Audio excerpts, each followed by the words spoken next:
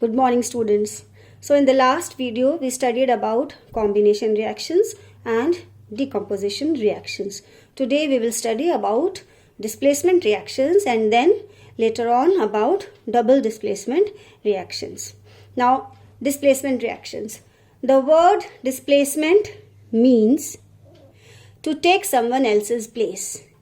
And so these reactions, the displacement reactions, are those reactions in which a more reactive element displaces a less reactive element from its compound. Alright. So the general equation for the reaction is A plus BC gives AC plus B. Now here A is a metal. It is a reactive metal. And BC, the second reactant BC, is a compound. A little of this compound has been dissolved in water and an aqueous solution has been taken. So when A reacts with BC, both A and B are metals. They have different reactivities. A is more reactive than B. So what will A do? A will kick out B from the compound BC. Now B has been taken out as one product and A takes the place of B. So the new compound formed is AC. Alright. A plus BC gives AC plus B. A will displace B from its compound BC because A is more reactive than BC. Now the question may arise, can the reverse be possible? Can the reverse meaning if we take B and allow it to react with AC, will B be able to kick A out from AC?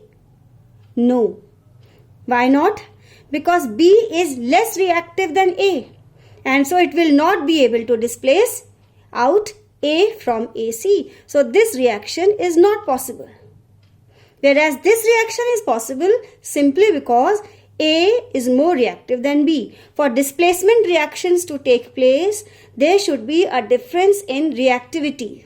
And this reactivity has been given in the form of a series which is known as the reactivity series of metals. Here you can see potassium, sodium, calcium, magnesium, aluminium, zinc, iron, lead, hydrogen, copper, silver, gold and platinum.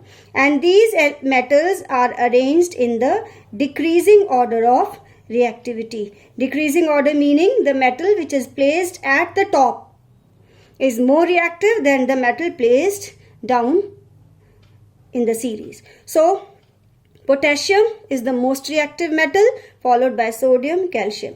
Now how do we ascertain whether a displacement reaction will take place or not according to this series? A metal which is placed above will be able to displace a metal placed below it in the series. For example, zinc can displace iron because zinc is above, so it is more reactive than iron, so it will be able to displace iron. But iron cannot displace zinc. And why not? Because iron is less reactive than zinc. Alright. So there are many examples of displacement reactions that are given in the book. One of them, the first example in the book, is given in the form of an activity. And the diagram for the activity is this. To study displacement reaction of copper from copper sulphate solution by iron. Alright. Now what have we taken here? You can see in the diagram, we have taken a test tube. Alright. In this test tube, we will first put copper sulphate solution. Copper sulphate solution, CuSO4. It is a very beautiful blue colored solution. Alright. Blue colored solution of copper sulphate is taken in this test tube. Now with the help of a thread, we will tie two iron nails. We will tie with the help of a thread and then put them down in this copper sulphate solution, blue in color. Now you all know about the color of iron.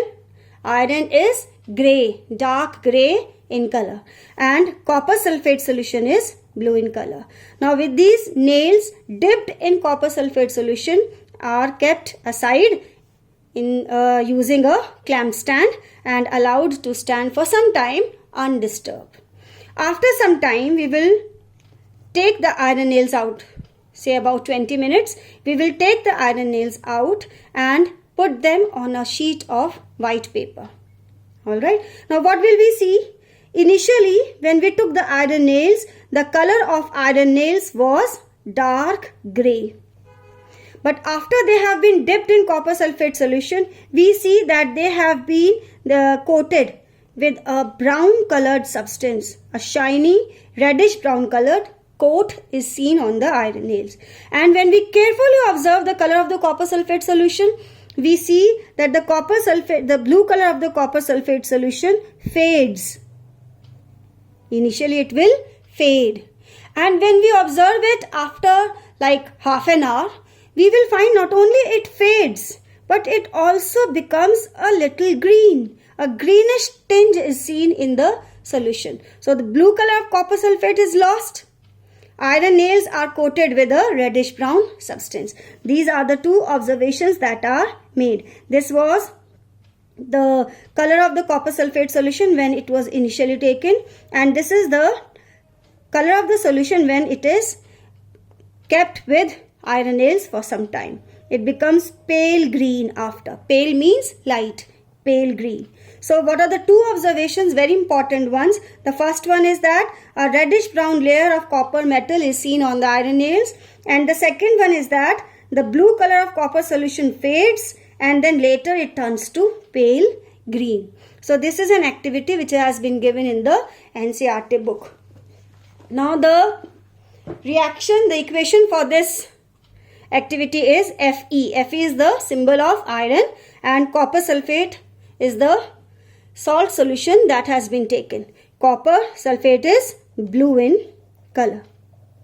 Okay, and so because iron is more reactive than copper, you can see iron is above copper. This is iron and this is copper. So iron is above copper, so it will be able to kick out copper from copper sulphate solution. Copper has been displaced out and iron will take the place of copper, resulting in the formation of ferrous sulphate. Ferrous sulphate is pale green in color.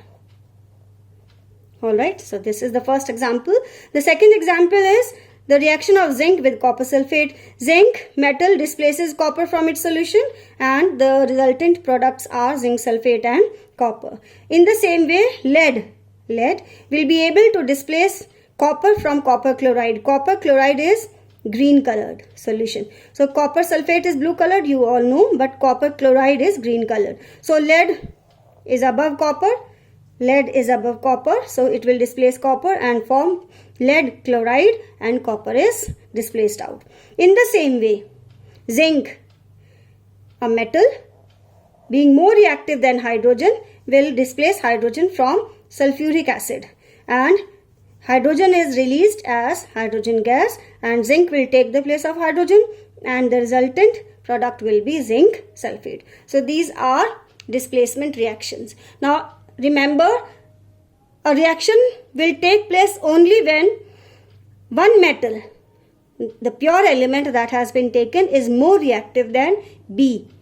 That means one of them has to be more reactive, it should be placed above in the reactivity series, and the second element has to be less reactive. Only then will the displacement reaction take place, otherwise not.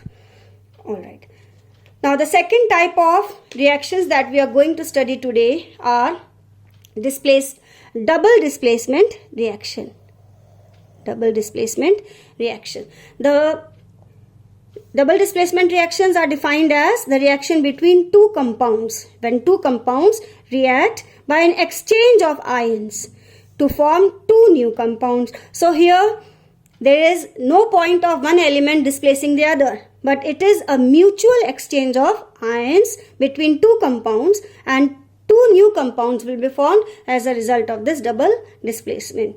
And because we are talking about ions here, so the reaction will be possible between two compounds which are ionic and which are able to dissociate into ions. So the general equation for the reaction is A plus B minus. This is one reactant.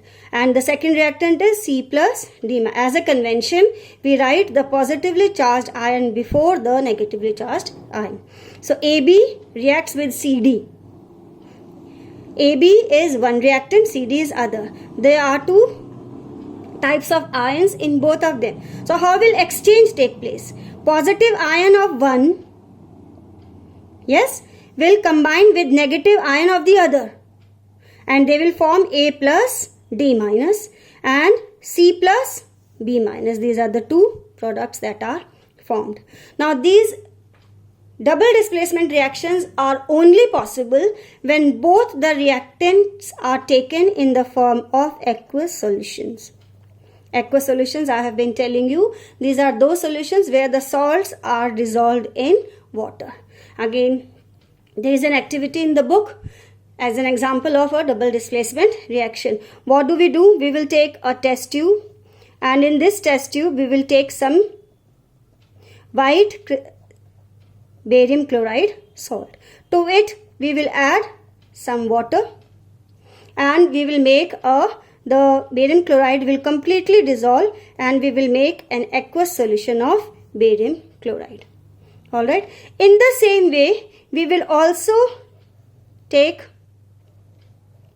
sodium sulphate, a little sodium sulphate in the second test tube, add water to it, and prepare a clear transparent solution of sodium sulphate. So what do we have in test tube A? We have a clear transparent solution of barium chloride dissolved in water. What do we have in test tube B? We have a clear transparent solution of sodium sulphate. Now we will mix the two. We will pour the contents of test tube B into the test tube A. And just as we pour the contents of one test tube into the other, that means we are mixing barium chloride into sodium sulphate, we will see some white colored insoluble substance settles down at the bottom of test tube. Alright, this is white in color, and because it settles down at the bottom of the test tube as an insoluble substance, we call it a precipitate. So this is a white precipitate. Okay, along with the formation of NaCl. So how has exchange been taking place? Barium will form a bond with sulphate, making barium sulphate, whereas sodium will combine with chlorine, forming sodium chloride. So exchange of ions has taken place in this reaction, and a white colored precipitate of barium sulphate is formed in the test tube. Alright. The second example is the mixing of lead nitrate and potassium iodide. Again, lead nitrate is a clear transparent solution. Aqueous solution of lead nitrate is mixed into a clear transparent aqueous solution of potassium iodide. Alright, and just as we mix the two, we will get a yellow PPT. A yellow precipitate will be seen settling down in the test tube of lead iodide, and potassium nitrate is formed in the aqueous state. So because in the double displacement reactions, one of the products is always an insoluble solid called a precipitate.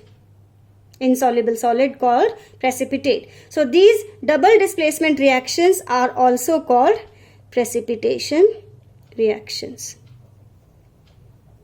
Precipitation reaction, simply because one of the products in the double displacement reaction is a precipitate. Barium sulphate is a white colored precipitate. Lead iodide is a yellow colored precipitate. Alright.